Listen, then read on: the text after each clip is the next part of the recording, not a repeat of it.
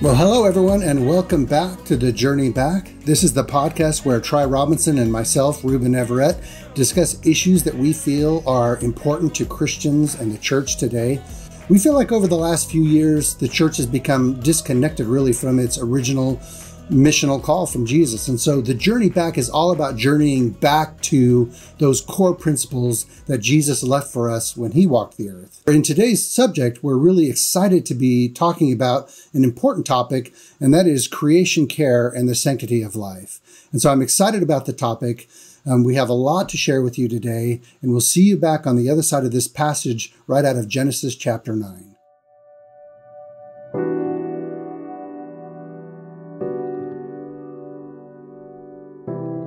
Then God said to Noah and to his sons with him, I now establish my covenant with you and with your descendants after you, and with every living creature that was with you, the birds, the livestock, and all the wild animals, all those that came out of the ark with you, every living creature on earth. I establish my covenant with you. Never again will all life be destroyed by the waters of a flood. Never again will there be a flood to destroy the earth. And God said, This is the sign of the covenant that I am making between me and you and every living creature with you, a covenant for all generations to come. I have set my rainbow in the clouds, and it will be the sign of the covenant between me and the earth. Whenever I bring clouds over the earth and the rainbow appears in the clouds, I will remember my covenant between me and you and all living creatures of every kind. Never again will the waters become a flood to destroy all life. Whenever the rainbow appears in the clouds, I will see it and remember the everlasting covenant between God and all living creatures of every kind on the earth. So God said to Noah, This is a sign of the covenant I have established between me and all life on earth. Well, it was great to listen to that passage again out of Genesis chapter 9, Tri. And, there's the end part of that passage says, this is a sign of the covenant that I am making between you and me. And it does say that never again will he destroy the earth by water, but it doesn't say anything about fire. And, we're sort of in that in-between place now, we're like, we don't have water as the threat, but, joking aside, when you wrote your book, Saving God's Green Earth, you wrote about this passage and you wrote about it with a bit of a different twist, and you got a lot of heat about that. So tell me a little bit about that. I think a lot of it, Ruben, is the fact that when people hear the word sanctity of life, they come to this one issue of the sanctity of the preborn life with abortion, which surely, is a major issue for all of us evangelical Christians. We all care about that. But this is the original, in a sense, as God renews the earth. He didn't destroy the earth. He renewed the earth. That's his MO. It's what he does. He renews, he restores, he reconciles. And here is this picture of him just renewing this whole planet and then making this covenant. We call it the Noahic covenant or the covenant of the rainbow. And a lot of people think that this covenant is made between God and man or God and Noah. But really, if you read it, and he says this 7 times in a row. Now, I don't know. I'm sure there's other places, but when you hear God repeat himself 7 times in a row, he's like, wants you to get the point. And he keeps saying, I establish my covenant with you, never again to destroy the waters of the flood. But right before that, he says, this covenant is with every living creature on earth. And then it goes on in verse 12, it says, this is the sign of the covenant I'm making between me and you and every living creature with you, a covenant for all generations to come. I have set my rainbow in the clouds, and it will be the sign of the covenant between me and the earth. Whenever I bring clouds over the earth and the rainbow appears in the clouds, I will remember my covenant between me and you and all living creatures of every kind. Never again will the waters become a flood to destroy all life. Whenever the rainbow appears in the clouds, I will see it and remember the everlasting covenant between God and all living creatures of every kind on earth. So God said to Noah, this is the sign of the covenant I have established between me and all life on earth. I mean, it's a broken record. I mean, he just wants us to get this point that this covenant is for all creation, all living things. This is ultimately the foundation of the sanctity of life. Yeah. So when you say covenant, what do you think he's meaning by a covenant? What do you think the definition here is of the covenant? Well, it's an agreement, that he's never going to, again. Yeah. It's just the agreement. But part of that agreement is something he said earlier in Genesis, that he gives us dominion over the earth and all life. And dominion, I think, has been misinterpreted. I mean, dominion really means responsibility. It means stewardship. Like a parent is, in a sense, has dominion over his children for a season of time, as they're being raised. It doesn't mean to be abusive or neglect those responsibilities, but it means to take full responsibility for them. So God, in this covenant, he's saying, I won't do this, but here's the deal. You need to tend this garden, Yeah. I think that, for me, I hear what you're saying here. And it's hard for me to connect the sanctity of, human life and connect it back to the sanctity of all nature. It's sort of like bringing back in, pro-life and marrying it with environmentalism. Right, which is a hard thing because we've so divided those two issues politically. Shouldn't spiritually, we shouldn't, but politically we have. We've created these two camps. One is, one camp is championing the environment, and the other is championing, pro-life. Right. And the thing is, it's all of the above, because very clearly, if there's no earth, there is no life. Right. But then, okay, so I have a question for you.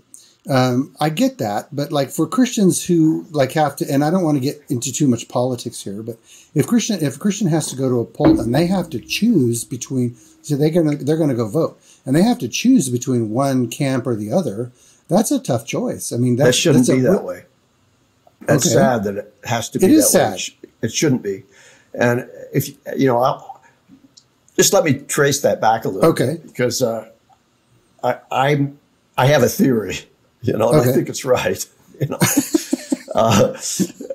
but in the early 70s, there was the legislation of Roe versus Wade, and that became just a crying call in all of us in those days as young evangelical Christians to fight for life, and it was right.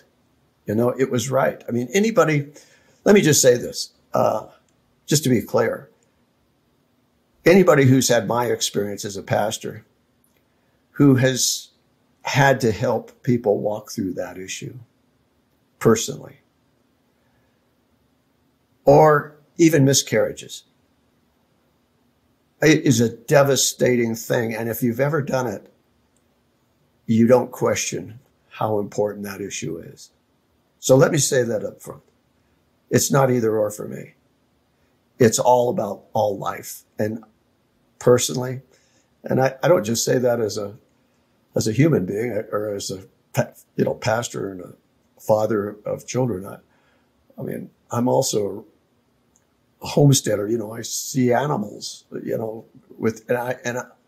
who miscarriage and so on. And I mean, it's life. And when you've touched that, you know how real that is. But now let me say this. During the 70s and the 80s, it became this huge issue. And there really rose up during that time a group of powerful Christian leaders that we were referred to as the moral majority. They started this movement, which became highly political. And their main crying call for the church was to fight against abortion.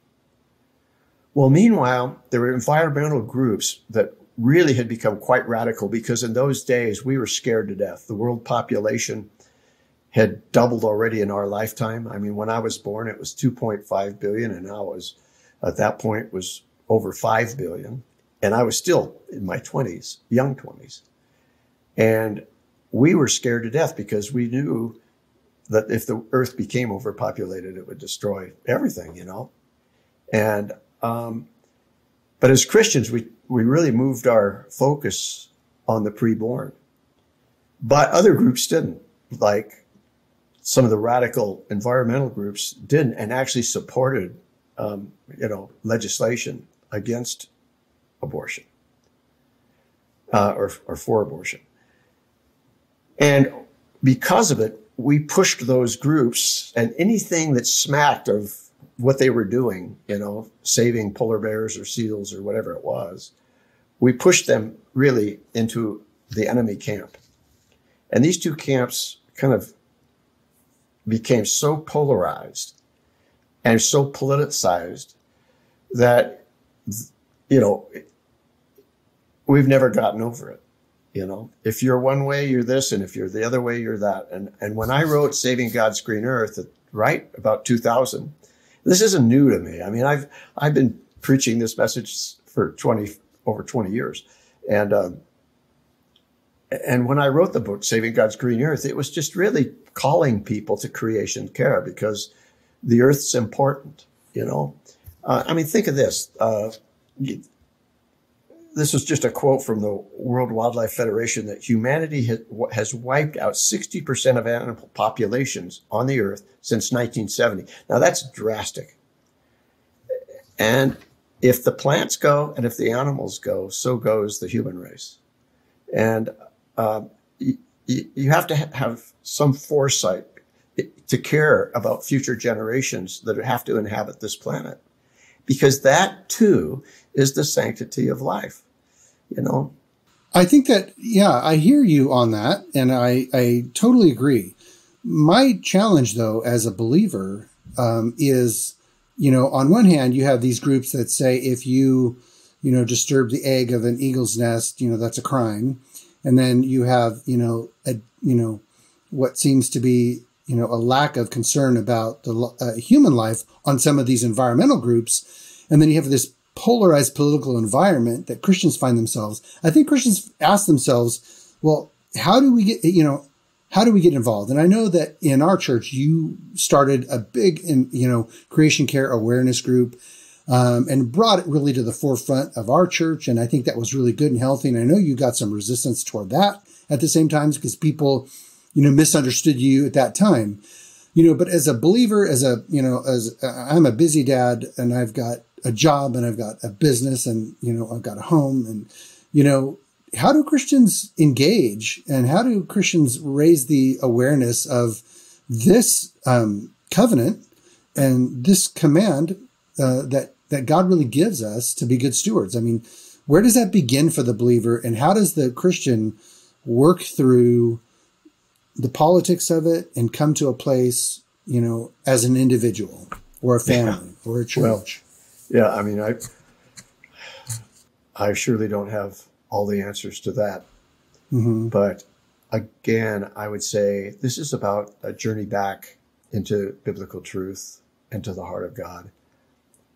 And it's a call back to common sense and logic, and not this polarization that we have because we have bought into more politics. Right. Not falling into that. Yeah. Yeah, but well, Lord, what do you want then? Because when you look at it, we know the poor is really a big piece of who we should be as Christians: caring, right, concern, compassion, mercy for the poor. And the poor are dying around the earth because of polluted water.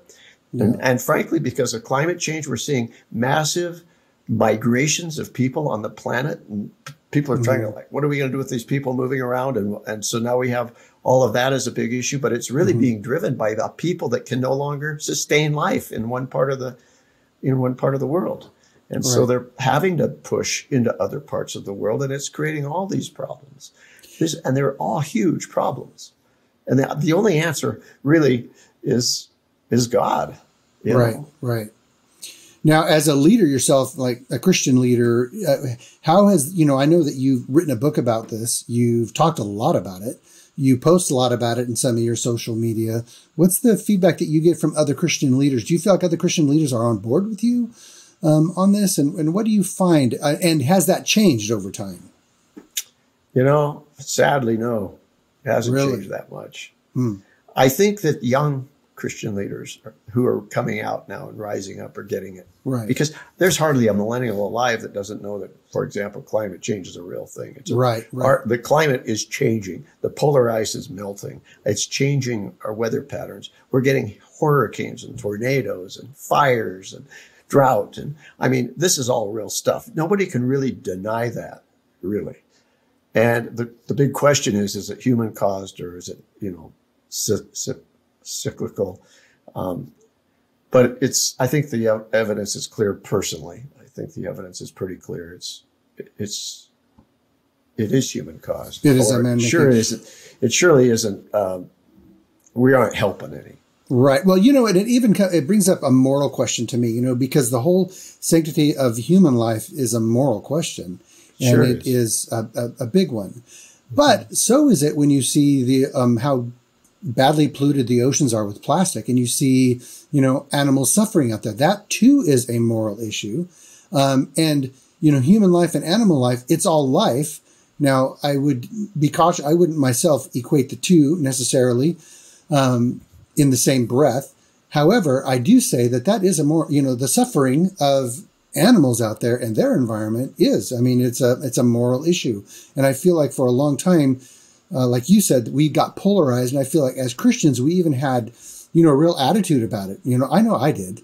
I think before, it's probably years ago, maybe in the 80s and 90s, I just didn't want to have anything to do with the environment. I really had an attitude that was really birthed out of, the radical environmentalism that kind of existed at that time. I think that I've matured a lot, probably in the last 20 years. And I think a lot of people have. And I think you're right. A lot of young people have as well.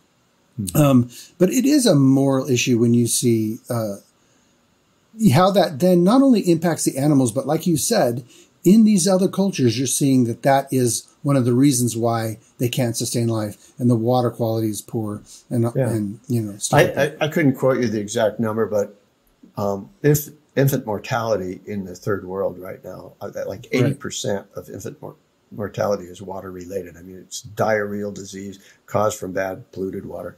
I didn't know that. That's interesting. Yeah. Isn't that a sanctity of life issue? Yeah. So if we don't do something about a planet that's going in a wrong direction, think of our grandkids. I think of my grandkids, and I think of how much it's changed in my lifetime, and I feel for them. There was this passage. There was a passage in the Second Kings where Hezekiah was one of the better kings of the many kings that came along after Solomon, and he was one of the last kings before the Babylonian Empire took over. And Isaiah comes to him, the prophet Isaiah, and he comes to him and he says, I got some good news for you, and I got some bad news. The bad news I know this is passage, that, the bad news is that Babylon is going to come in and he's going to wipe you out. He's going to take all your children and all these, and he's going to take them off into captivity. They're going to be slaves for 70 years. And then he says, what's the good news? He says, the good news is it's not going to happen in your lifetime. And I literally, let me see if I can find this here. Literally, Hezekiah says this. He says, the word of the Lord you have spoken is good. Hezekiah replied, for he thought, will there not be peace and security in my lifetime? See, and I think that's where we are.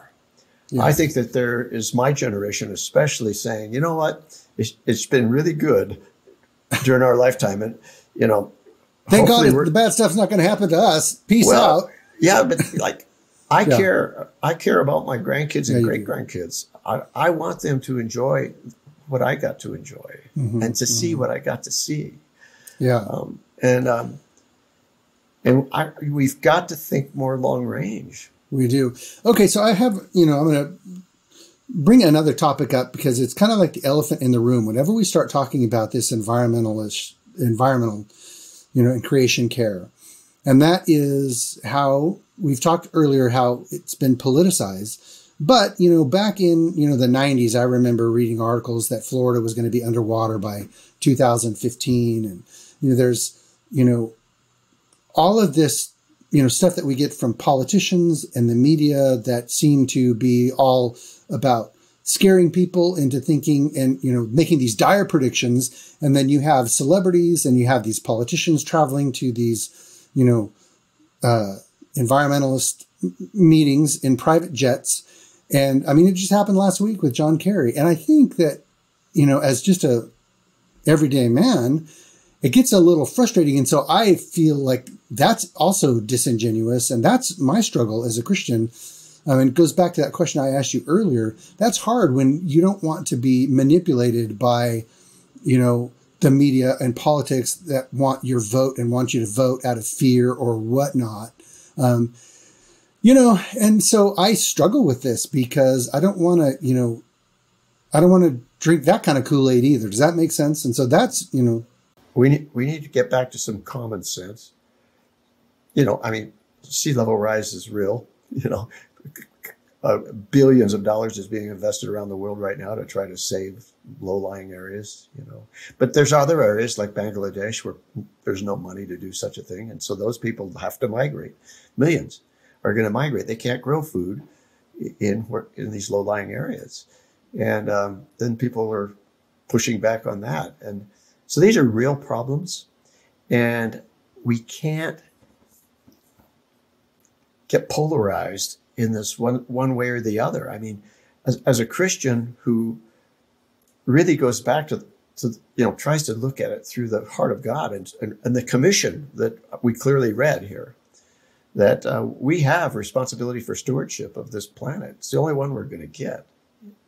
And then we have to be just conscious of it. It's funny because back in I think it was the 80s, mid-80s, the Vineyard Art Movement of churches had a conference in Denver, I remember.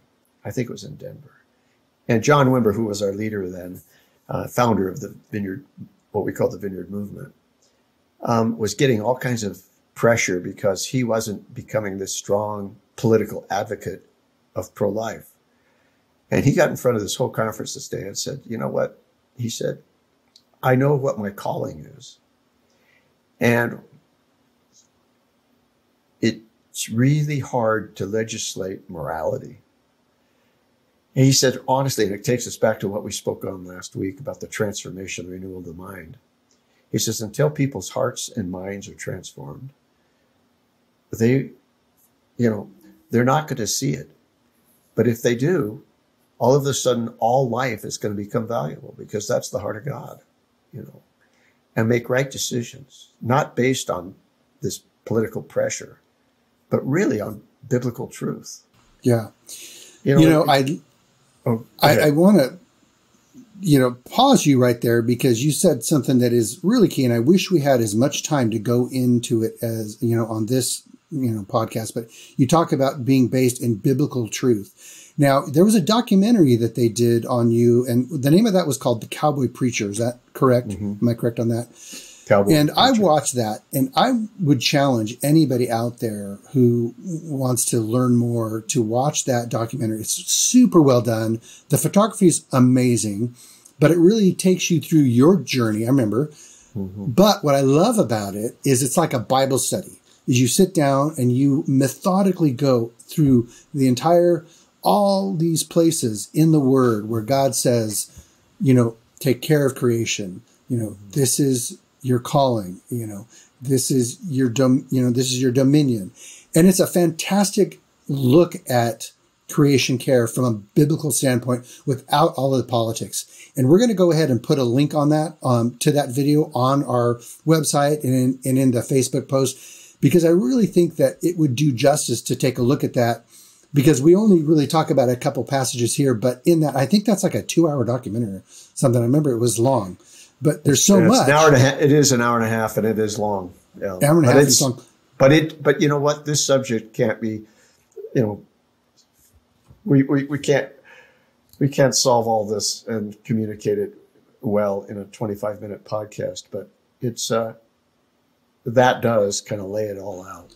Yeah, it does. And I'd really encourage people to do that, because we, in that documentary, you go through every one of the passages, and I feel like you like slam the door. You really make the case. You're like, if there's ever to be a case made, you end that documentary and you think to yourself, we do have a responsibility, because I feel like the evangelical church has given Christians a pass on creation care and environmentalism.